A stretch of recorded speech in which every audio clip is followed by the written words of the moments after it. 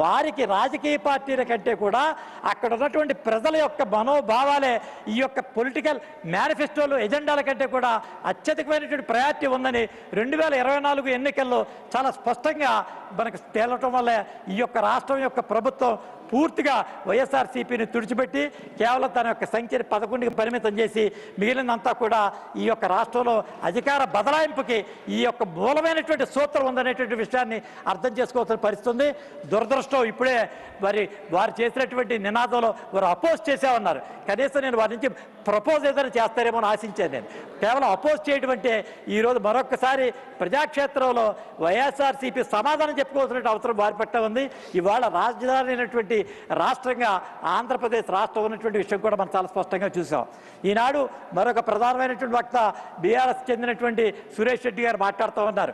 రాష్ట్ర దేహం విడినా రెండు మా కళ్ళేరు. ఈ రోజు కూడా మేము అడుగుతా ఉన్నాం, ఆంధ్రప్రదేశ్కి వచ్చినటువంటి ఉమ్మడి ఆంధ్రప్రదేశ్లో బచావత్ అవార్డు ప్రకారం మనకి ఇచ్చిన కేటాయింపులు 1450 టీఎంసీలు. ఏనాడు కూడా ఉమ్మడి ఆంధ్రప్రదేశ్ 650 టీఎంసీల నుంచి మేము వాడుకోనటువంటి పరిస్థితులు వాళ్ళ పోలవరం యొక్క నిర్మాణం అవసరమే ఉంది. పోలవరం యొక్క నిర్మాణానికి కావాల్సినటువంటి ఎత్తు తగ్గిస్తే మునిగితే మాకు మళ్ళీ విద్వేషం రెచ్చగొట్టే పరిస్థితి ఉంది.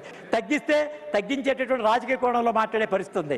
ఇటువంటి విషమ పరిస్థితులని కూడా యోచన లేకుండా రాష్ట్ర విభజన జరిగినటువంటి కారణంగా ఈ పరిస్థితి దాపరించి ఇవాళ ఈ ప్రభుత్వాల మీద ఇంత ఒత్తిడి వచ్చేటటువంటి పరిస్థితి ఉంది. కాబట్టి వీటన్నిటి కూడా అధిగమించేటువంటి పరిస్థితులు వాక్కూడదు. మేము ఉత్తరాంధ్రకి 25 టీఎంసీలు పోలవరం నుంచి ఇవ్వాల్సి ఉంది, 45 టీఎంసీలు మహారాష్ట్రకి ఇవ్వాల్సి ఉంది. మరి అదే రకంగా మాకు సంబంధించినటువంటి కుడి కాలువ ద్వారా మరి దీనికి సంబంధించి మరి గుంటూరు అదే రకంగా ఒంగోలు ప్రకాశం జిల్లాలకు ఇచ్చేటటువంటి వాటర్ కూడా ఇచ్చేటటువంటి పరిస్థితి ఉంది. మరొక పక్క కృష్ణానదికి సంబంధించినటువంటి వాటాలు కూడా మాకు కేటాయింపులు వచ్చే పరిస్థితి లేదు. ఈనాడు నేను ఈ వేదిక ద్వారా సూటిగా తెలంగాణ లీడర్స్ నేను అడుగుతా ఉన్నాను, వారికి సంబంధించిన బీఆర్ఎస్ టీఆర్ఎస్ పార్టీలో వారు సంసిద్ధంగా ఉన్నట్టయితే నాగార్జున సాగర్ టైల్ పాండ్ నుంచి దుమ్ముగూడెం నుంచి నాగార్జున స్టైల్ పాండ్కి ఖచ్చితంగా మీరు కాలువ తవ్వండి.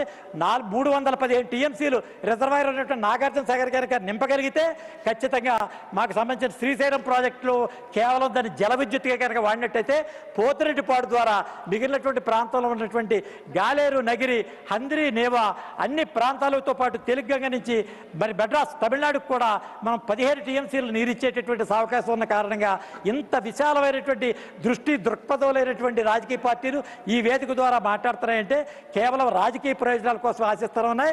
కాబట్టి ఇటువంటి పరిస్థితిలో ఇటువంటి విపత్కరమైన స్థితిలో ఆంధ్రప్రదేశ్ రాష్ట్రం యొక్క ఆర్థిక మూలాలు లక్ష్యాలు అన్నీ కూడా మేము ఆలోచన చేయాల్సిన అవసరం ఎంతైనా ఉందని చెప్పి మీకు తెలియజేస్తా ఉన్నాను.